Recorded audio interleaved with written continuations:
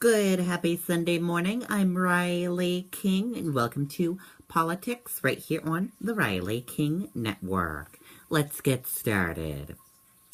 Video from GOP First CD, Granite State Debate. Let's take a look.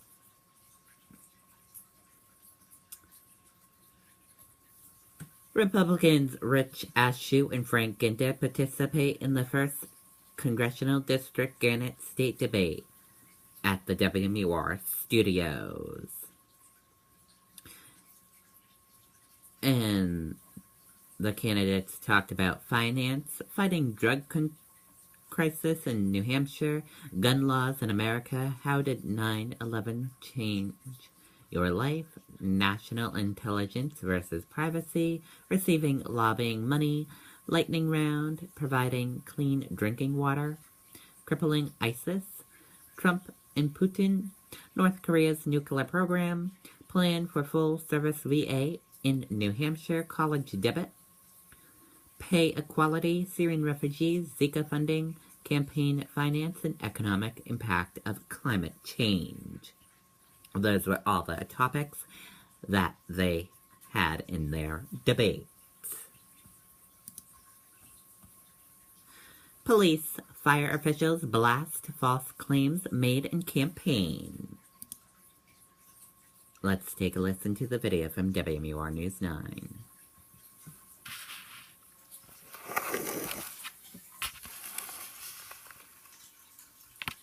And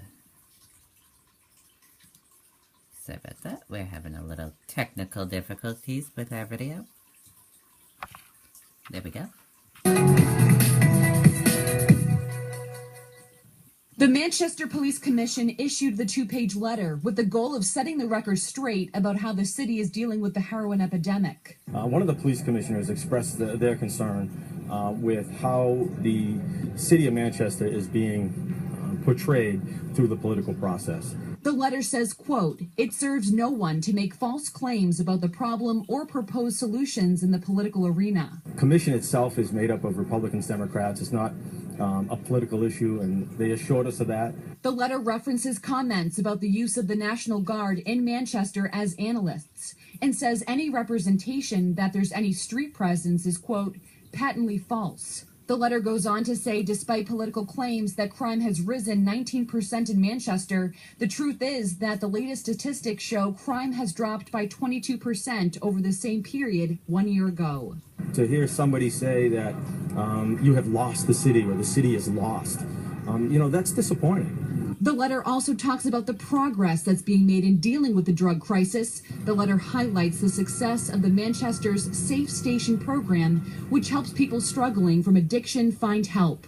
Right now we're about 450 people coming through our program in the last few months. I think half the people who come in here are from other parts of the city, some as far away as Florida. So obviously there's a huge need throughout the state, and we're happy to help. If you'd like to read the letter for yourself, head to our website, WMUR.com. Live in studio. Okay, and there you go on that report.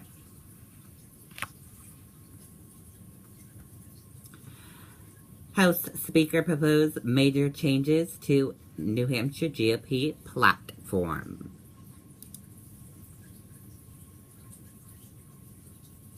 New Hampshire House Speaker Sean Jasper and Majority Leader Richard Hilch have proposed major changes to the state Republican Party platform that they say will not only make sense for the Republican Party as a whole, but also can be applied in a political manner inside the walls of the State House.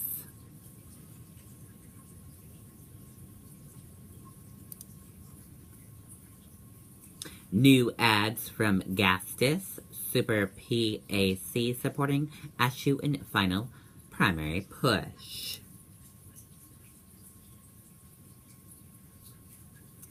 Republican Ted Gastis, governor, is slapping back at rival Chris Sununu, claims that he has mismanaged the opioid epidemic in Manchester in a new radio ad.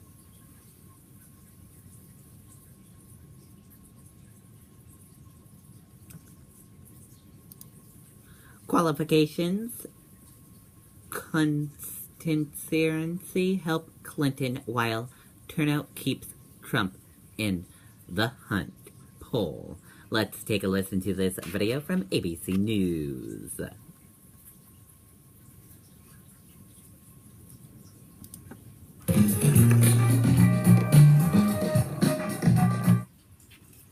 But now to the race for president tonight, 59 days until Election Day now.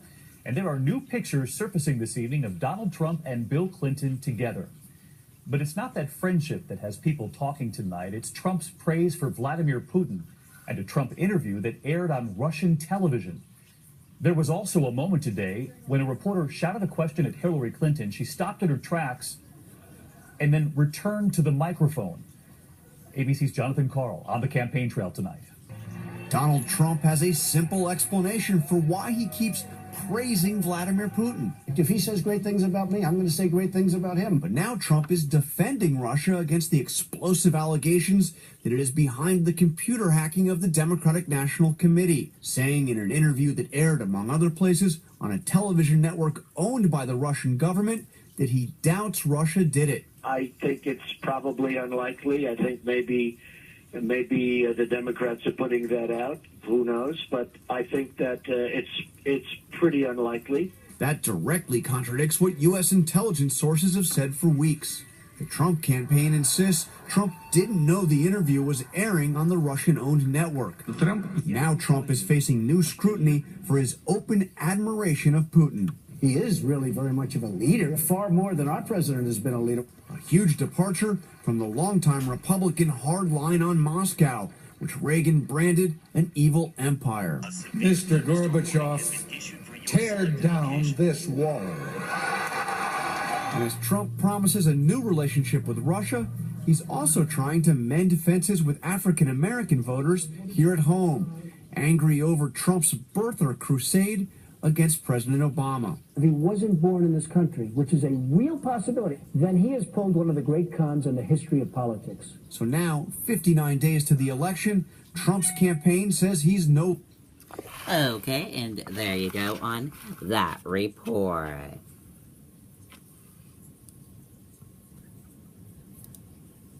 "9/11 cuts deep in Trump-Clinton campaigns." Hillary Clinton and Donald Trump will set aside the presidential campaign for one day as the two candidates pause for the 15th anniversary of the largest terror attack ever in the United States and in the state they both call home. Clinton will begin Sunday morning at Ground Zero in Manhattan, participating in an annual moment of silence at 8:46 a.m.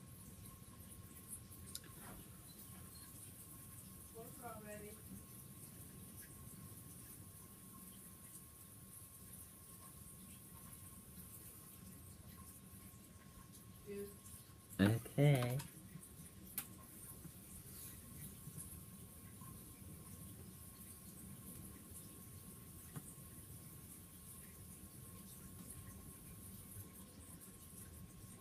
And that does it for